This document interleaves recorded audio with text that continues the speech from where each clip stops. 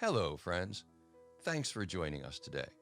My name is Steve DeAngelo, and some people call me the father of the legal cannabis industry. I'm here today to talk to you about a matter of urgent political and social importance. The Last Prisoner Project has one simple, single-minded purpose: to make sure that as a legal cannabis industry is built all over the world, our sisters and brothers still behind bars are not left behind to rot and in some cases to die in prison. The Last Prisoner Project is committed to achieving the release of every single cannabis prisoner on planet Earth. Our promise to you and to every cannabis prisoner is that we will not rest and we will not stop until we achieve that goal. Can you imagine sitting in a cell, looking out on a world where people are legally building intergenerational wealth, doing exactly what it was that you were incarcerated for? Can you imagine being a prisoner in the time of coronavirus with no ability to social distance or even control who you're in close proximity to, where disinfectant and hand sanitizer is banned because of its alcohol content, where medical care at the best of times is difficult to access and of extremely low quality, and even worse now during the crisis? It's a horrifying thought, isn't it?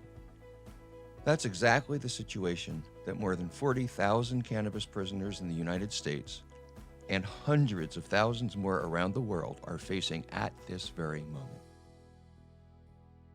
The Last Prisoner Project depends on donations from people whose lives have been positively impacted by the cannabis plant.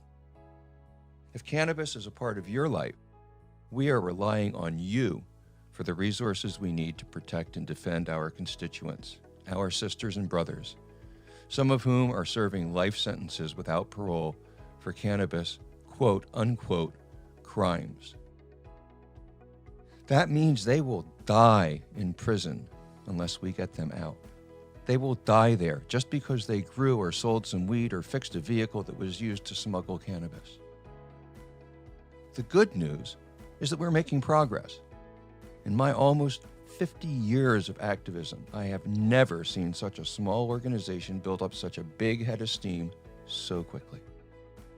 Members of some of the most important cannabis families in the world, like the Tosh family and the Marley family, have endorsed our efforts.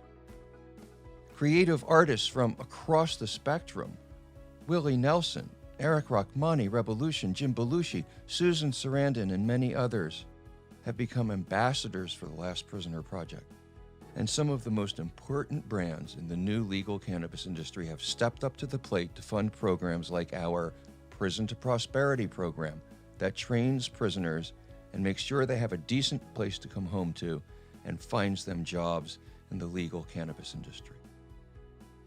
The next program we hope to fund is our clemency program, which will encourage and help the governors of legal cannabis states to use their executive authority they have now, to release all of the cannabis prisoners who never should have been arrested in the first place, who were punished for something that never should have been made illegal.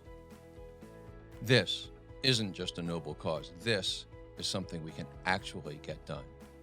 If you'd like to help, if you'd like to make a small donation, if you'd like to make certain that our sisters and brothers have a chance to come home, have a chance to rebuild the lives that were stolen from them, if you believe that nobody deserves a life sentence for cannabis, or now possibly a death sentence, please help us. What used to be a matter of simple restorative justice has now become an urgent matter of life and death. Any donation, however large or small, will make a big difference in the lives of thousands of prisoners. So please, seriously consider making one. Be well and stay free.